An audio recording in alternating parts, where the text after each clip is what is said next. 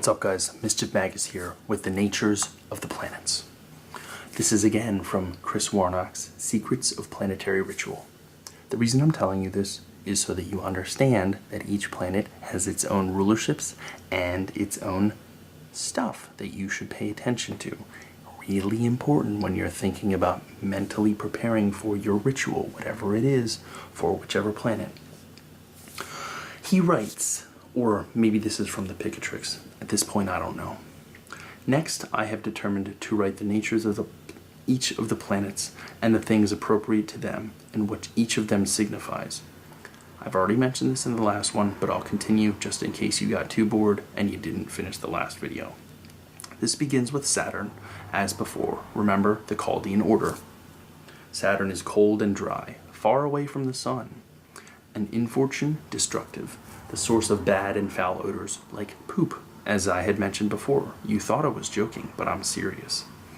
Proud, and a traitor because when he makes any promise, he betrays it. He's a shitter. I told you he was. He didn't listen to me. He thought I was being an asshole. He's a shitter. He signifies farmers, streams, those who work with the earth, controversies, great and long journeys, great and enduring enmities, bringing evils, battles and all things unwanted, and the power to make and work. True speech, hope, blackness, age, buildings, fear, great thoughts, cares, angers, betrayals, sorrows, anguish, death, inheritances, orphans, old places, appraisals, proper elocution, secret sciences, secret meanings, and profound knowledge. He signifies all the foregoing when he is direct in motion in the sky. When he is retrograde, however, he signifies misfortune, debilities, or infirmities, prisons and evils suffered in all things. And if he enters into any aspect with any other planet, he weakens it and damages all the qualities of the other planet. If he is retrograde and you ask him for something, what you seek will come about with delays and miseries and great labor. If he is retrograde in any of his dignities, his maledictions are augmented and increased. While if he rises in his powers and dignities, then he will be easier and gentler. This was such a surprise and really great to read when I realized that, oh, my Saturn is in retrograde and he rules my ascendant. My life has not been terrible, but I probably would have been a lot better off if he was direct. You don't want a retrograde planet. Seriously.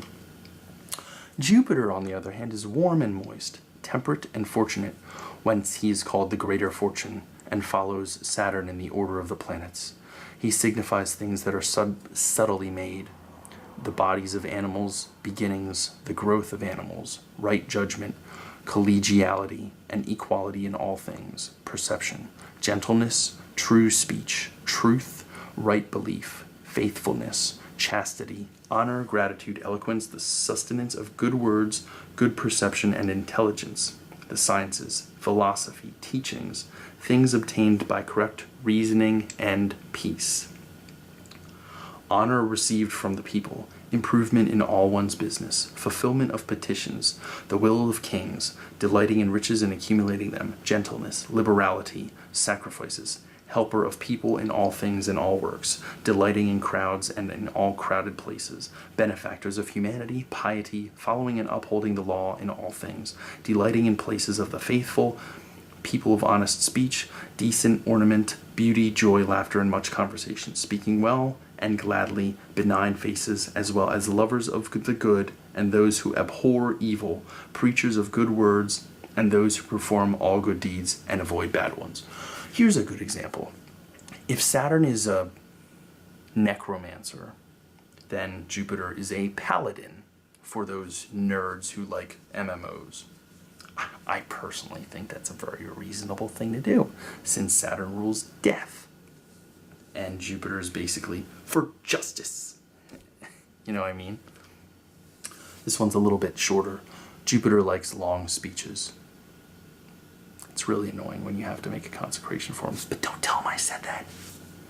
Mars is hot and dry, an infortune, destructive, and the cause of evils. He signifies destruction, wicked deeds, depopulation of homes and cities, drying up and damming of rivers, fire, combustion, controversies, blood, all passions while they are being felt, bad and distorted judgment, oppressions, sorrows, manslaughters, and all manner of destruction, demolition, lawsuits, war, battles, terrors, discord between people, anxieties and miseries, pain, wounds, prison, misery, escape, litigation, stupidity, treacheries, and all things that are cursed without sense or reason, ordinary happiness, lying, ungratefulness, ordinary life, shame, encounters on the roads, landlessness and lack of solace, discords, sharpness and angers, doing things that are prohibited by the laws, fear, ordinary legalities,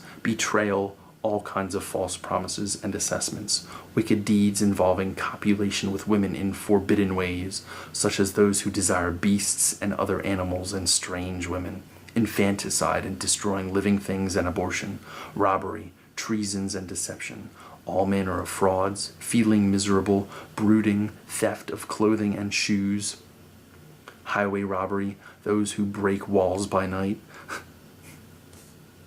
Hey, what are you doing over there, Jimmy? Just breaking this wall. Piss off. I mean, this is what he signifies. And those who break down doors. Jimmy, what are you doing with that door? Breaking it down. Piss off. And evil deeds of every kind, as well as things remote from truth and lawfulness. So basically the opposite of Jupiter. Let's see. Oh, these are so long. Well, hopefully that's something to digest for a little while. If Saturn's the necromancer, Jupiter's the paladin, then Mars is the berserker. The sun is hot and dry, and of mixed good and ill in his influence. He repairs and destroys, and brings both good and evil. He is both a fortune and an infortune. He signifies and reveals perception and intellect, exaltations and high offices, but without fear, and indeed easily makes men to triumph over their enemies, and easily inflict violent deaths on them.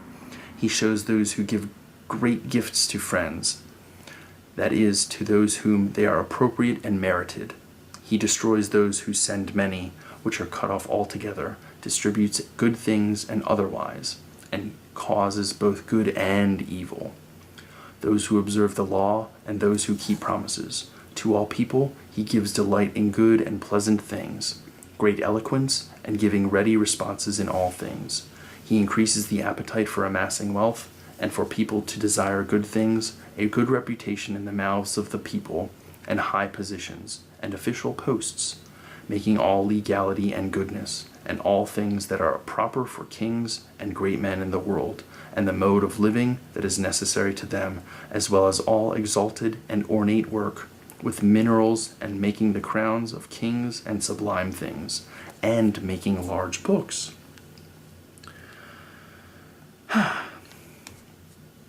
So again, this is all stuff that these planets rule over. It's helpful to know these because when you are making a talisman, you want to make sure your ducks are in a row. Don't ask Mercury for stuff that the Sun can provide, and don't ask Saturn for stuff that Jupiter can provide. Wealth is a big deal because Mercury is kind of like the acquisition of business wealth. Jupiter, I don't know how to explain it. Jupiter is just the expansion of all good things. More money is usually better. And the Sun is kind of does. It's weird because some of it crosses over, but you have to think for yourself about that. And even I don't really have a clear way of saying it, but Mercury is absolutely business money. Jupiter is like magical expansion money. I have no idea. And the Sun is just, I would assume, just acquisition of money somehow. I know that's not really quite correct, but you have an okay idea with it.